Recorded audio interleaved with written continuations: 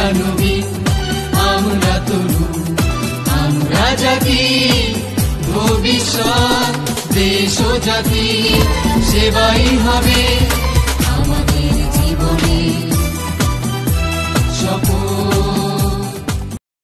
প্রিয় শিক্ষার্থীবৃন্দ, আসসালামু আলাইকুম। তোমাদেরকে আমি আমার অনলাইন ক্লাসে আজকে আবারও স্বাগত জানাই। দশম শ্রেণীর শিক্ষার্থীদের জন্য আজকের ক্লাসটি হবে ইংরেজি প্রথম পত্র ক্লাস। তো যথারীতি তোমাদের সাথে আমি আছি মোহাম্মদ রাহেল উদ্দিন। তো আজকে তোমাদের সাথে যে বিষয়টি নিয়ে আলোচনা করা হবে সেটা হলো আনসিন কম্প্রিহেনশন। কম্প্রিহেনশন অর্থ হলো অনুধাবন। তো কম্প্রিহেন্ড এর ভার্ব ফর্ম হলো কম্প্রিহেন্ড, COMPREHEND, কম্প্রিহেন্ড, অনুধাবন করা। অর্থাৎ অপরিচিত কোনো একটি টেক্সট বা প্যাসেজ তোমরা পড়বে, পড়ে বুঝে সেখান থেকে অ্যান্সার করবে। এটাই হলো আনসিন কম্প্রিহেনশনের উদ্দেশ্য। তো আনসিন প্যাসেজ বলে থাকি আমরা যেটা, সেটা হলো আনসিন কম্প্রিহেনশন মূলত। তো আনসিন কম্প্রিহেনশন থেকে ইনফরমেশন ট্রান্সফার থাকবে এবং থাকবে হলো সামারি রাইটিং।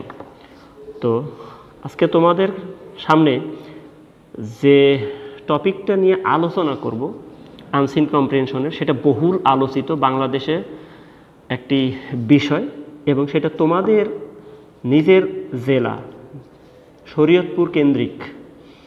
তো তোমরা অনেকেই বুঝতে পারছো এবং স্ক্রিনে দেখতে পাচ্ছ স্লাইডে, এটা মূলত আমাদের বহুল আলোচিত, বহুল প্রত্যাশিত, আকাঙ্ক্ষিত একটি বিষয়, সেটা হলো পদ্মা ব্রিজ বা পদ্মা সেতু। তো এই পদ্মা সেতু সম্পর্কে আমরা আজকে পড়ব। তো চলো ক্লাসটা শুরু করি আমরা। তো এখানে আমরা প্রথমে প্যাসেজটা পড়ব, তারপরে 4 নাম্বার প্রশ্ন যেটা আমরা বলি যে ইনফরমেশন ট্রান্সফার, তথ্যগুলো এক জায়গা থেকে আরেক জায়গায় নিয়ে গিয়ে আমরা পূরণ করব। এটাই হলো ইনফরমেশন ট্রান্সফার। তো শুরু করি প্যাসেজটা। চলো প্যাসেজটা আমরা পড়ি। শুরুতে লেখা আছে, the Padma bridge is a multipurpose road rail bridge across the Padma river. Padma সেতু হলো একটি বহুমুখী মানে স্থল ভাগের উপর দিয়ে যে রাস্তাগুলো চলে সেরকম একটা রাস্তা এবং একটি রেল রাস্তা। অর্থাৎ এটা রেল যোগাযোগ এবং বাস বা স্থলযানের যোগাযোগের একটি ব্রিজ, বহুমুখী ব্রিজ। যেই ব্রিজটা পদ্মা সেতুর উপরে নির্মিত। অ্যাক্রস বলতে কোনো কিছুর উপরে দিয়ে এক প্রান্ত থেকে অন্য প্রান্তে যাওয়া, যেটা সেটাকে অ্যাক্রস বলা হয়ে থাকে। Multipurpose, that means multiphase. এখানে বহুমুখী বলাই হয়েছে, বহুমুখী বলতে একটা নয়। এখানে দেখো এর উপর দিয়ে তোমার বাস, ট্রাক, ট্রেন, এই যানবাহনগুলো চলবে, সাথে তোমাদের রেল সেতু কাজও এটা করবে, অর্থাৎ রেল যোগাযোগ ব্যবস্থাও আছে এখানে, এর উপর দিয়ে রেল চলাচল করবে। The construction of the bridge started in November 2014 and supposed to be completed by June 2021. June 2021 অর্থাৎ এই পদ্মা ব্রিজের নির্মাণ কাজ শুরু হয়েছিল 2014 খ্রিস্টাব্দের নভেম্বর মাসে, অর্থাৎ 2014 সালের নভেম্বর মাসে, আজকে থেকে 7 বছর আগে। এবং এটার প্রাক্কলিত নির্মাণ সময়, শেষ সময় ধরা হয়ে গেছে 2021 সালের জুন মাসে। অর্থাৎ সম্ভাব্য একটা সময় দেওয়া হয়েছে, এটা supposed to be, that means imagined, approximately মানে প্রায় জুন মাসের 2021-এর জুন মাসের মধ্যেই এটা কনস্ট্রাকশন বা নির্মাণ কাজ শেষ হবে বলে আমরা ধরে নিয়েছি। It will connect Louhajang Munshiganj to Jajira Shariatpur. এইটা মুন্সিগঞ্জের লৌহজং উপজেলা থেকে তোমাদের শরীয়তপুরের জাজিরা উপজেলাকে সংযুক্ত করবে। অর্থাৎ এটা ওই প্রান্তে হলো মুন্সিগঞ্জের লৌহজং উপজেলা আর এ প্রান্তে জাজিরা উপজেলা। এই দুই উপজেলাকে কেন্দ্র করে এই ব্রিজটা নির্মাণ করা হয়েছে, অর্থাৎ এপার থেকে ওপার। Linking the south West of the country to southern and eastern regions, অর্থাৎ এখানে লেখা হয়েছে যে এই প্রান্তে আর ওই প্রান্তের কোন কোন জেলাগুলো আছে। Linking the south West of the country অর্থাৎ দক্ষিণ পশ্চিমাঞ্চল থেকে শুরু করে ইস্টার্ন রিজিয়নস পূর্বাঞ্চল, অর্থাৎ এই পাশে তোমাদের এটা হলো দক্ষিণ এবং পশ্চিমাঞ্চল, দক্ষিণ পশ্চিমাঞ্চল, আর ওই পারে হলো লৌহজং, ওইটা হলো পূর্বাঞ্চল। এই দুইটা অঞ্চলকে আমরা দেখতে পাবো যে এই পদ্মা সেতু দ্বারা কি করা হয়েছে, সংযুক্ত করা হয়েছে। The Padma bridge will play a very important role in the economic development of the country, অর্থাৎ এই পদ্মা সেতু আমাদের দেশের অর্থনৈতিক সমৃদ্ধি বা উন্নতিটাকে কি করবে, সহায়তা করবে। অর্থাৎ প্রত্যেকটা দেশের যে অর্থনীতি, টাকা পয়সা বা উন্নয়ন, এই উন্নয়নটার ক্ষেত্রে যোগাযোগ ব্যবস্থা গুরুত্বপূর্ণ ভূমিকা রাখে। তোমরা জানো যে তোমাদের এই পার থেকে জাজিরা থেকে ওপার অর্থাৎ মাওয়া বলো, মাওয়া পর্যন্ত যেতে অনেক সময় তোমাদের নষ্ট হয়, অনেক সময় তোমাদের বিপদ ঘটে।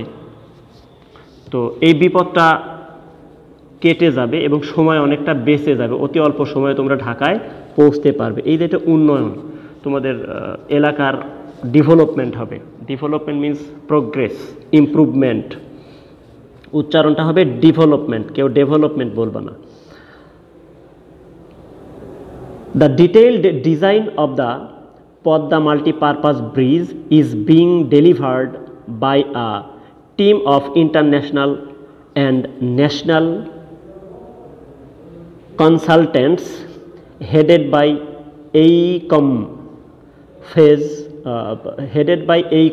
দেখো, এই যে পদ্মা সেতুর বিস্তারিত পরিকল্পনা, এই পরিকল্পনাটা তৈরি করেছেন আন্তর্জাতিক এবং দেশীয় বিভিন্ন প্রযুক্তিবিদগণ, অর্থাৎ এই নির্মাণ কাজের সাথে যারা সংশ্লিষ্ট সারা বিশ্বে আছেন, তাদের সাথে চিন্তা ভাবনা করে বসে পরিকল্পনা করে এই পদ্মা সেতুর ডিজাইনটা করা হয়েছে।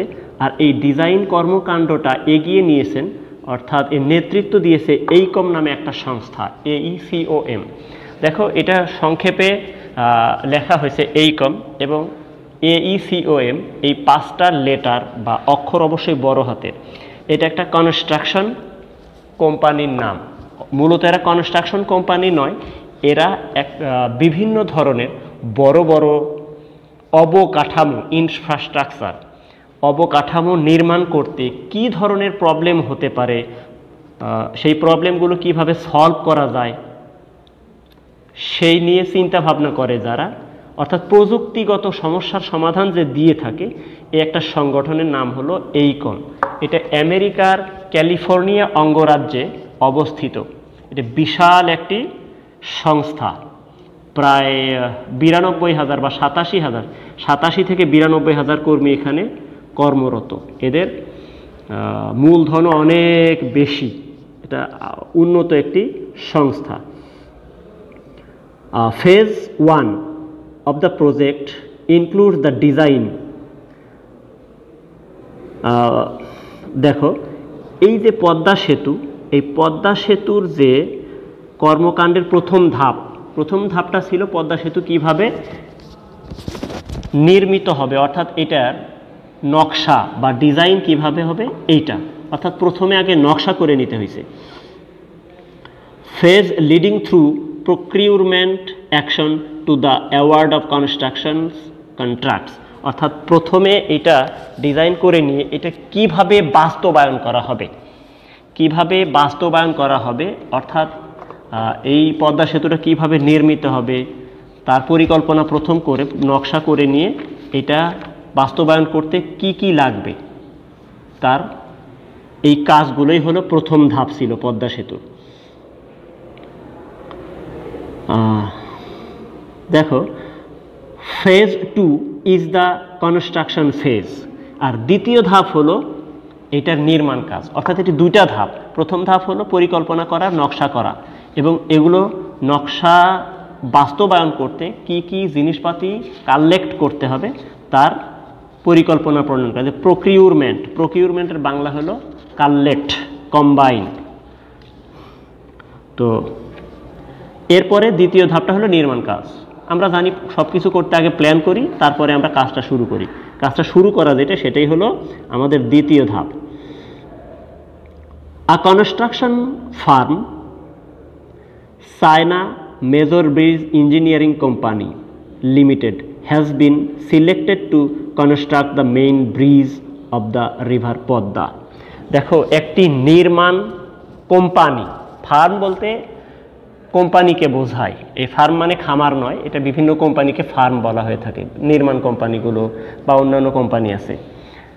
তো যেমন আইটি ফার্ম আছে, অর্থাৎ এই যে ইনফরমেশন টেকনোলজির বিভিন্ন কাজকর্ম করে থাকে, সেগুলো আইটি ফার্ম। তো এই যে কোম্পানিটা এই পদ্মা সেতুর কাজে নিয়োজিত, সেই কোম্পানিটার নাম হলো চায়না মেজর ব্রিজ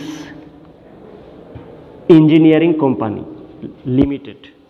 তো এটা চীন দেশের একটি কোম্পানি, নাম হলো China major bridge engineering company limited. তোমরা এই কোম্পানিটার নাম মনে রাখবে, বিভিন্ন সময় এটা তোমাদের পরীক্ষা আসবে যে নির্মাণ কাজ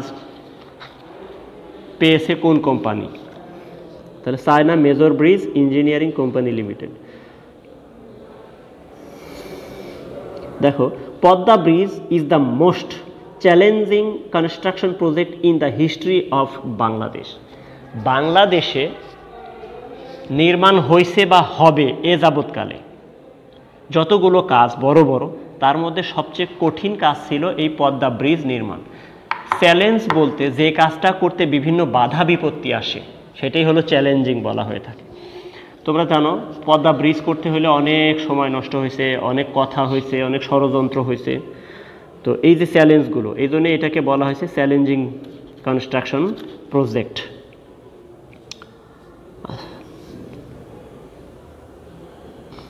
The two-level steel truss bridge will carry a 4-lane highway on the upper level and a single track railway on a lower level. দেখো, এই ট্রাস, TRUSS, ট্রাসের বাংলা হলো কোনো কিছু সংযুক্ত করা, বাইন্ড, বাঁধানো বা গুচ্ছ করা। তো এই ব্রিজটা হবে 2 স্তর বিশিষ্ট। উপরের স্তরে থাকবে হলো 4 লেন বিশিষ্ট গাড়ি চলাচলের ব্যবস্থা, আর দ্বিতীয় স্তর যেটা, অর্থাৎ নিচু স্তরে থাকবে 1 লেন বিশিষ্ট এই রেলপথ সংযোগ। অর্থাৎ উপরে 4 লেন, অর্থাৎ 4 দুগুণে 8টা গাড়ি একসাথে যাতায়াত করতে পারবে, ক্রস করতে পারবে উপরের।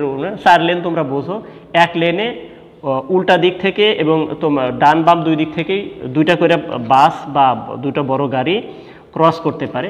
তো সেই হলো 4টা লেনের গাড়ি যাতায়াত করবে। আর নিচু স্তরে থাকবে রেলপথ, আর রেলপথ শুধুমাত্র 1 লেন বিশিষ্ট। তাহলে আমাদের পদ্মা ব্রিজটা হলো 2 স্তরের। Level means step, phase. আচ্ছা, এরপরে আমরা দেখব the length of the bridge will be 6.25 kilometre while the width will be 18.8 or 6 metre. তাহলে এটার দৈর্ঘ্য হবে 6.24 কিলোমিটার, অর্থাৎ প্রায় 6.25 কিলোমিটারের মতো, এবং এটার প্রশস্ত হবে 18.8 মিটার। 1 মিটার সমান 3 ফুটেরও বেশি, প্রায় 3.5 ফুটের মতো। তাহলে 3 18 54, প্রায় 60-62 মিটার ফুটের মতো হবে এটা চওড়া, প্রশস্ত। The bridge will have a total of 42 pillars. এই ব্রিজের পিলার, অর্থাৎ যে খুঁটি বা থাম্বার উপরে দাঁড়িয়ে থাকবে, তার সংখ্যা হবে হলো মোট 42টা। Steel span will be placed on the pillar. তাহলে এই পিলারগুলোর উপরে স্টিলের স্তর দিয়ে রাস্তার মতো করে স্প্যান বসানো হবে। তোমরা ইতোমধ্যে জানো যে এর কাজ প্রায় শেষ হয়ে গেছে। The bridge will have a total of 41 স্প্যানস। তাহলে মূলত এর স্প্যান হলো 41টা, আরও একটা স্প্যান আছে, এটা মিলে 42টা। As of October 2020, construction of 42 pillars out of 42 has been completed. তোমরা জানো গত 2020 খ্রিস্টাব্দের বা 2020 সালের অক্টোবর মাসের মধ্যে 42টা পিলারের মধ্যে 42টা পিলারই বসানো শেষ হয়ে গেছে। The final or 41th span of the bridge was installed on 10th December 2020.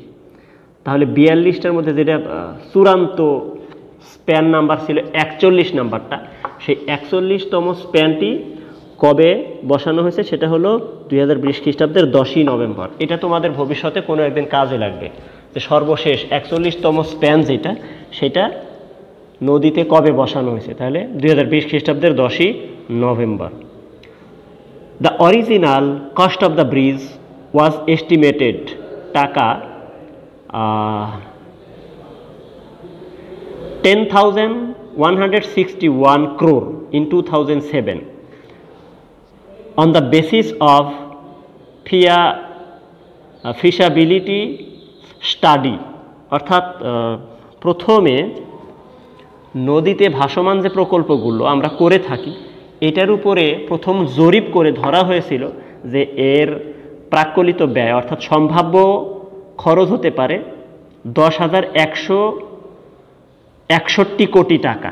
সে 2007 খ্রিস্টাব্দে আমরা এটার একটা এস্টিমেশন অর্থাৎ এটা সাপোজেশন প্রথমে ধরা হয়েছিল যে এটা এরকম হতে পারে সম্ভাব্য।